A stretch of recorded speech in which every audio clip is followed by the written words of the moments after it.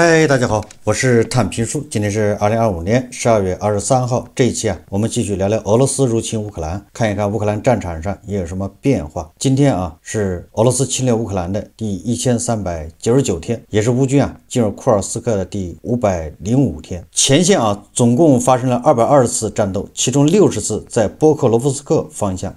根据这个媒体报道在波克罗夫斯克方向，俄军似乎出了一些问题，进攻的浪潮正在逐渐消退。乌克兰军方发布了很多战场视频，显示俄军进攻被击退，损失严重。乌军则在情况允许的情况下，开始前线部队的轮换。很多视频以及很多媒体消息还有军事博主透露俄军中央集团军预备队第76近卫空降师本月初被调往波克罗夫斯克方向后，几乎损失殆尽，仅2天就伤亡多达976人。其中12月11日当天，乌军无人机就给该师造成了505人的伤亡，超过20辆装甲车被毁，补给线陷入瘫痪。不光是这个波克罗夫斯克在这个库皮扬斯克根据这个战争研究所的分析乌克兰军队在库皮扬斯克中部区域取得进展，评估显示乌军已沿 P79 公路向库皮扬斯克市中心地带推进。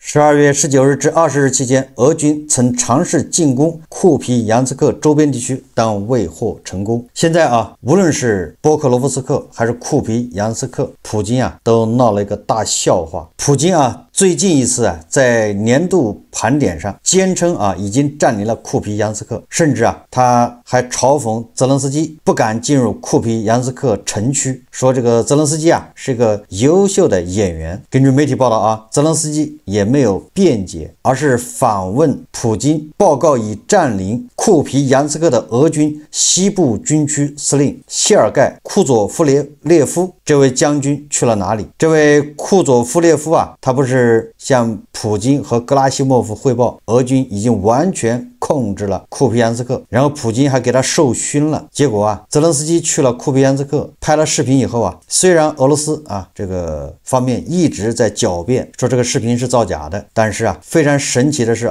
库佐夫列夫将军现在是无影无踪，人间蒸发。媒体有很多传言，对吧？咱们也说了，说这个库佐夫列夫中毒了，已经死了。但是莫斯科方面否认了谢尔盖·库佐夫列夫将军被处理掉的说法，但也并未提供任何表明这位将军还活着的证据。就个人而言，这个库佐夫列夫将军到底是已经消失了，还是说被普京给雪藏了，或者正在被逮捕接受调查？总之看不见他了。如果俄军真的掌握了库皮扬斯克，那么正是俄罗斯国内大肆宣传、大吹特吹这个库佐夫列夫时候，结果他现在销声匿迹，至少说明这个让黄俄失望了，俄爹确实没能拿下库皮扬斯克，又一次打脸这个俄罗斯现在也是叫屋漏偏逢连夜雨福无双至，祸不单行。一位中将消失了，下落不明，但是另外一位中将那是已经升天。根据这个央视报道说最新消息，据俄罗斯联邦侦察委员会通报，俄罗斯武装力量总参谋部作战训练局局长萨尔瓦罗夫中将今天，也就是这个12月22号在莫斯科南部发生了一起汽车炸弹爆炸中伤重不治身亡。俄罗斯联邦侦察委员会称，正在全面排查各种作案动机，主要的侦查方向之一认为此次谋杀由乌克兰特种部门策划实施。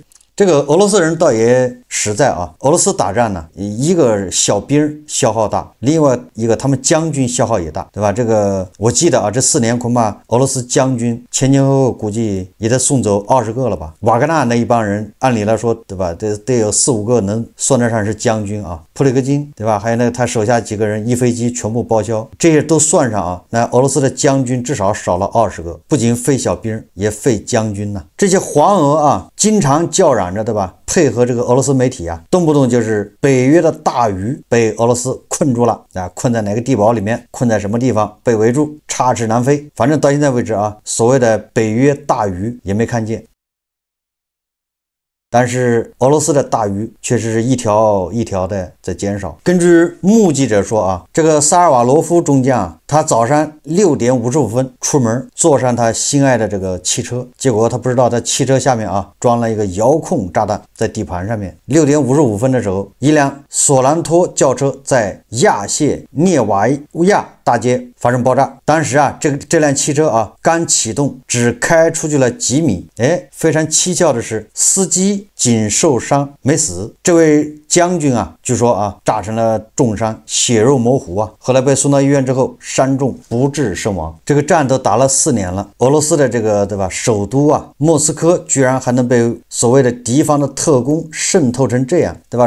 炸弹的装到了这些军事领导人的车上，可见啊，这个俄罗斯所谓的他们的这个什么俄罗斯的情报组织啊，那恐怕也是草台班子。俄罗斯总统新闻秘书佩斯科夫表示啊，情报部门立刻向俄总统普京汇报了俄武装力量总参谋部战役训练局局长萨尔瓦多中将的遇害消息。这对普京来说不叫事啊，因为普京现在正陷在热恋之中啊，满脑子的都是那种暧昧的味道，对吧？那种一种异样的啊气息里面。这个时候说一个中将死了，那就死了呗，和死一条狗没什么区别。当然了，这乌克兰人是越玩越大啊。说这个12月21号啊凌晨，乌克兰军事情报机构协同当地的抵抗组织，也就是铁道游击队啊、敌后武工队啊，在利佩茨克附近一个机场烧毁了2架俄罗斯战斗机，1架苏30和1架苏27。此次经过周密策划的行动，耗时2周，据估计啊，造成俄方损失约1亿美元。你说2架战斗机停在机场，招谁惹谁了？被烧掉了。这还没完啊！乌军的特种部队啊，长途奔袭2000公里，在地中海摧毁俄巨型油轮。根据乌克兰媒体12月19号报道啊，乌克兰安全局当天宣布，乌特种部队在地中海发射无人机，成功袭击了一艘属于俄罗斯影子船队的叫坎迪勒号油轮。而之所以啊对这艘油轮下手，乌方给出的理由是莫斯科利用这艘油轮规避制裁，向国外运输和出售石油筹集资金，最终用于针对乌克兰的战争。乌方认为，从国际法和战争法角度，该国有权袭击这艘油轮。如果啊照这个逻辑的话，乌克兰已经对这个俄罗斯的这个好像几百艘啊影子舰队都发出制裁啊，那也就是说啊，俄罗斯的这些油轮呢都会受到乌军的攻击，对吧？你就是离开了黑海，离开了波罗的海，你在地中海，对吧？也要遭到打击，法网恢恢啊，疏而不漏，对吧？哪儿都不是法外之地啊！打击侵略者的这些赚钱的工具是天经地义啊！这个游击队啊，还瘫痪了顿河畔叫罗斯托夫附近俄军的一个重要铁路物资供应枢纽，中继控制箱被打掉。目前南线俄军的这个铁路军备物资运输已暂时停止。俄罗斯的黑海叫塔曼湾遭到乌军发射的自杀式无人机袭击，造成船只与码头起火。这个塔曼湾啊，塔曼油库啊，就在克里米亚大桥附近。这个俄罗斯的这些将军啊，失踪的失踪，被刺杀的刺杀。这个俄罗斯的这些从战场返回的这些老兵啊，这些兵痞，他们还有自相残杀的。根据媒体报道啊，臭名昭著的俄罗斯新纳粹分子叫斯坦尼斯拉夫·奥尔洛夫已被官宣死亡。这个奥尔洛夫啊，是俄军第88旅下属的叫西班牙人营指挥官。这个西班牙人这个营呢，由俄罗斯新纳粹足球流氓组成，自称第一球迷志愿侦察突击旅，曾被统一俄罗斯党收编为雇佣兵公司，幕后老板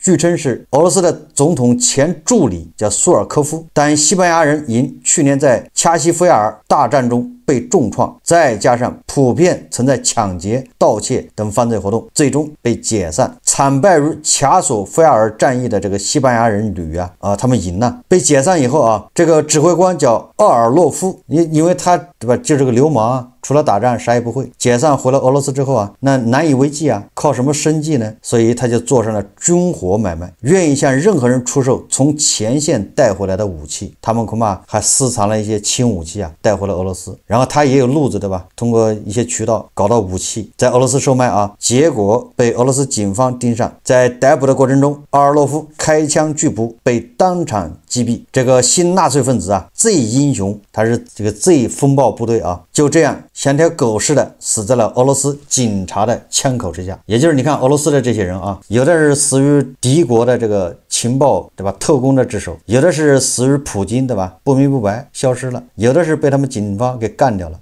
像极了这个一个山寨团伙火并，对吧？内讧，互相倾轧啊。根据这个 BBC 报道啊，说乌克兰的火点公司每天生产200架 FP1 和 FP2 型攻击无人机，这些无人机执行了乌克兰对俄罗斯60%的远程打击任务，每架无人机的成本约5万美元，比俄罗斯生产的沙赫德无人机便宜3倍。这个火点公司啊，展示他们的打击成果。成立3年后啊，火点展示了无人机和火点导弹在俄被占领的乌克兰境内击中的目标。这个火点公司就是生产 FP-5 啊，叫火烈鸟巡航导弹的公司。我们再看看外交以及国际援助。这个北约的秘书长吕特他说啊，一些欧洲国家已经明确表示，如有必要，他们准备向乌克兰派遣军队。目前这个自愿联盟的具体细节正在制定中，包括可能的部署方式、陆地、海上和空中行动等，所有这些要素都在筹备之中。为了避免普京对欧洲和北约的攻击，我们必须增加国防开支和生产，并确保乌克兰在战斗中保持尽可能强大的实力。如果我们信守这些承诺，我们将比俄罗斯更强大。这个吕特还说啊，和平无法实现的根本原因在于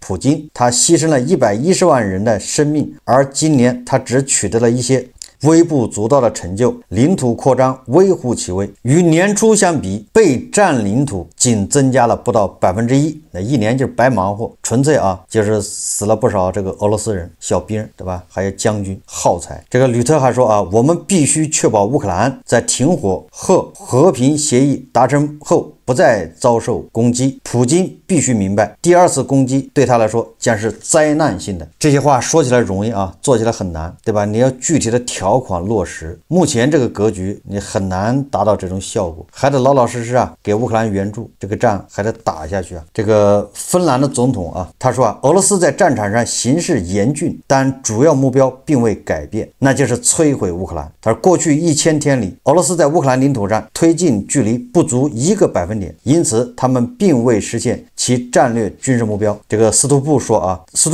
俄罗斯的经济状况不容乐观，他们的经济增长为0，外汇储备已经耗尽，利率和通货膨胀率居高不下，而且情况没有好转。这个罗马尼亚啊，为了加大援助啊乌克兰的这个物资和后勤转运啊，罗马尼亚将开设第2大后勤中心。这是罗马尼亚国防部说的。该枢纽计划于2026年1月开业，它将与波兰热舒夫的现有主枢纽并行运行。新中心将显著增加东翼的援助能力，减少波兰枢纽的负担。也就是以后啊，欧洲运完乌克兰的所有的物资啊，现在是运到这个波兰的热舒夫嘛，那个地方好像还有荷兰人派的这个 F-35战斗机在那执勤呢。现在啊，要在罗马尼亚开设第2个中心，那这个对乌克兰的后勤保障是不是就起到了，对吧？加强的作用。这个塞浦路斯总统克里斯托这个杜利德斯宣布啊，自2020年1月1日起担任欧盟轮值主席国期间，将把支持乌克兰作为首要任务。他结合塞浦路斯自身遭受入侵与被占领的经历，承诺将推动欧盟防务计划的快速实施，并确保乌克兰继续处于欧盟议程的核心位置。你看看啊，这个2026年这个欧盟轮值国主席，对吧？已经立了这个军令状了啊。他的工作任务就是要全力支持乌克兰。乌克兰从立陶宛接收了一座火力发电厂，这是乌克兰能源部说的啊，就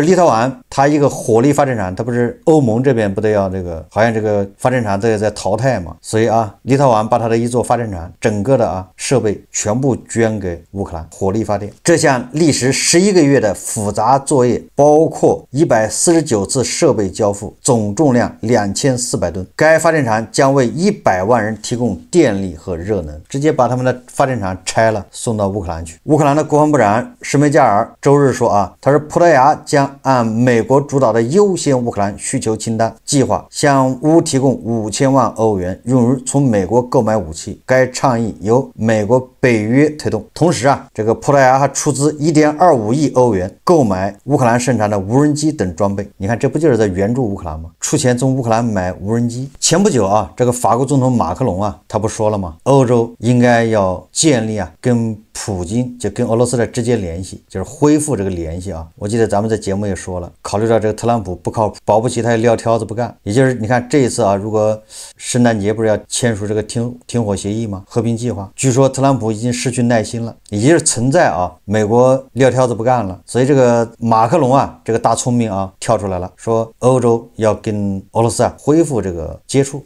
结果这个普京马上就响应了他说他愿意跟法国谈。所以这里面就很有意思就说明这个确实外交关系国际局势叫波谲云诡。我在想普京很有可能也不想一头扎进这个特朗普的怀里，因为毕竟特朗普这个推进不利嘛，对吧？普京是希望让乌克兰投降的，让这个特朗普你劝乌克兰投降就算了，给皇军对吧带个话劝泽连斯基投降，结果泽连斯基到现在还没投降，怎么办呢？这个你看对普京来说是不是感觉对吧？他对外这种话语权全被特朗普掌握了。这个时候他也跟欧洲对吧？我跟马克龙直接联系，不也挺好的吗？就破除这个特朗普的这种对俄罗斯的这种垄断。也就是说这个普京对吧？俄罗斯对外那还得经过美国，所以说普京立马就抓住稻草，就要跟马克龙眉来眼去。这个马克龙他的目的是什么不好说是不是有这种叫绥靖，还是说这个时候他要展现一下自己对吧？他是什么独立自主的外交。我记得这个欧盟的外长那卡拉斯已经说了对吧？他建议欧洲国家都不要跟俄罗斯不要跟普京联系。马克龙这时候来这一招到底是出于保护乌克兰对吧？不想让这个特朗普也垄断这种和平谈判嘛，这个和平的议程进程对吧？你不能说普京说是啥就是啥。这个马克龙自己也说这意思不能让这个有各方在里面带话，要直接联系。半路上突然杀出个程咬金，这叫半路上突然杀出个马克龙对吧？要直接跟普京沟通。所以让这个局势是不是就变得更加扑朔迷离？不管说1000道1万对吧？总之让特朗普主导的这个和平进程恐怕就打了水漂，更加难，变数也增加了嘛。这个特朗普的特使维特科夫他说他说过去2天俄特使德米特里耶夫在佛罗里达州与美国代表团举行了富有成效的建设性会谈，以推进特朗普总统的乌克兰和平计划。他说俄仍然完全致力于实现乌克兰和平，俄高度重视美国为解决乌克兰冲突和重建全球安全所做的努力和支持。就是维特科夫的这个表态说明就是双方告吹了呗，没啥好说的呗，就说了一些客套话了。这个俄罗斯总统新闻发言人佩斯科夫说他说德米特里耶夫从美国返回后，将在莫斯科向普京汇报在迈阿密举行的谈判成果。克里姆林宫驳斥了路透社关于俄罗斯声称对前苏联欧洲部分领土拥有主权的报道。也就是说德米特里耶夫还要回来跟普京再汇报。所谓的汇报你可以理解成普京的愿望很难达成对吧？需要普京让步才汇报吗？如果普京开的条件人家都满意了，那这事情对吧早就打电话通知了，为什么还要回到莫斯科汇报呢？也就是要让步。普京能让步吗？这个美国的参议员格雷厄姆呼吁特朗普说，如果普京拒绝就乌克兰问题进行谈判，就扣押运载俄石油的船只。格雷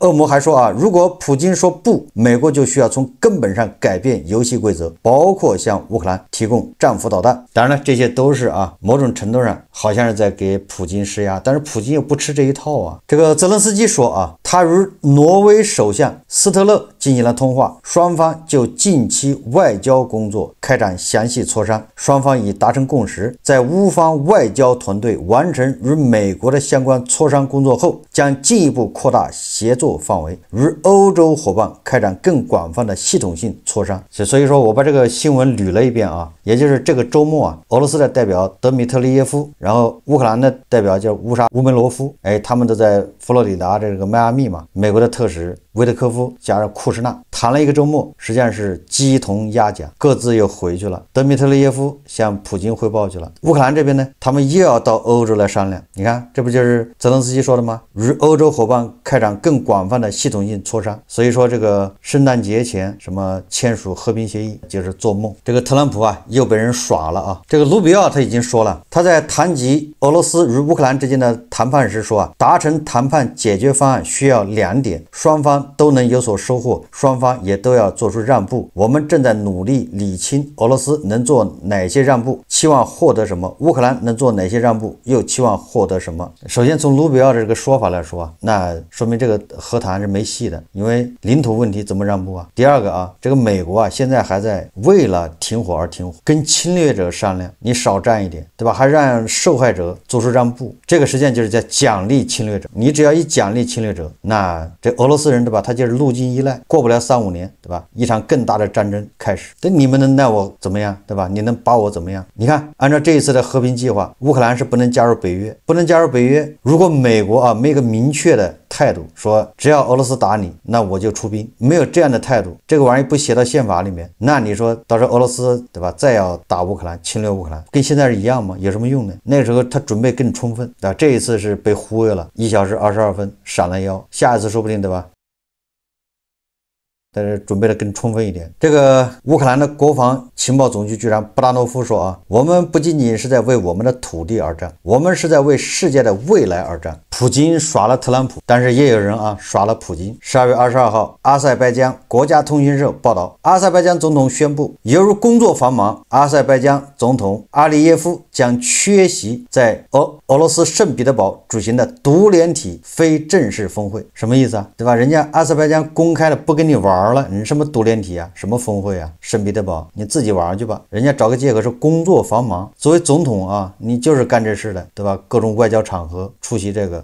再说了，从那个巴库啊到圣彼得堡也不远呢，人家就是不去，就是个性。这个哈萨克斯坦总统托卡耶夫啊，他去了。俄罗斯总统普京与托卡耶夫在圣彼得堡举行双边会晤。在与托卡耶夫的单独会谈中，普京提议将双边关系中的最优先议题作为首要讨论内容。普京表示啊，在他看来，俄哈两国关系在各个领域均呈现积极发展态势，几乎不存在问题。这个普京现在啊，身段很柔软了，已经没有了4年前的威风，对吧？这些小弟啊，缺席的缺席，对吧？直接就不来，来的这也好像三心二意的。为什么普京要拉着这个托卡耶夫呢？在中亚5国里面啊，这哈萨克斯坦是实力啊最大的、最强的。你看看，对吧？他们5国好像是上个月吧，还是上个月去了白宫，跟特朗普把酒言欢，那各种吹捧。咱们节目说了嘛，对吧？托卡耶夫说这个特朗普是把人类的大救星呐，这个意思啊，这原话怎么说的我忘了，对吧？那把这个特朗普给哄的开心极了。最近呢，这个中亚5国是吧，又组团去了日本。也就是说啊，你没有发现这个中亚5国现在很吃香吗？在国际上面，对吧？各种势力都在拉拢。这个时候，这普京慌了，对吧？赶紧要拉拢这个托卡耶夫啊。托卡耶夫还理不理、鸟不鸟这个普京呢？这很难说啊，对吧？这玩意儿就是谁能给他带来利益，跟谁合作，对吧？能让国家这个富强繁荣，他就跟谁合作，对吧？跟着你俄罗斯后面3天饿9顿，对吧？你自己都搞不好，你怎么可能把人搞得好呢？所以现在趁着俄罗斯这个衰弱，对吧？他们赶紧啊加快了离开俄罗斯的步伐，对吧？跟俄罗斯画的越清越干净越好。所以你看普京啊，热脸贴人家冷屁股啊，什么将双边关系中最优先议题作为首要讨论内容，你俄罗斯能给人家带来什么呢？对吧？你只要不侵略人家就好了啊。同样还在这个会上啊，这个白俄罗斯总统卢卡申科啊，那就更开玩笑了，完全不拿这个普京当大哥了啊。这个普京啊，正在台上讲话的时候唾沫横飞啊，对吧？正在讲他的这个一见钟情，他的现在这种对吧热恋之中啊，结果你看啊，这个卢卡申科不仅没有专心致志的听讲，更没有拿小本子小笔在那记，他从口袋里掏个梳子梳起了胡子，你说这叫什么事，对吧？这明显的是不尊重普京嘛，不拿普京当大哥了。对普京来说啊，这个妥妥的叫人心散了，队伍更难带了。好，这期节目我们就聊到这里，感谢大家收看。如果喜欢我的节目，欢迎订阅转发，也可以在下方留言评论，谢谢大家。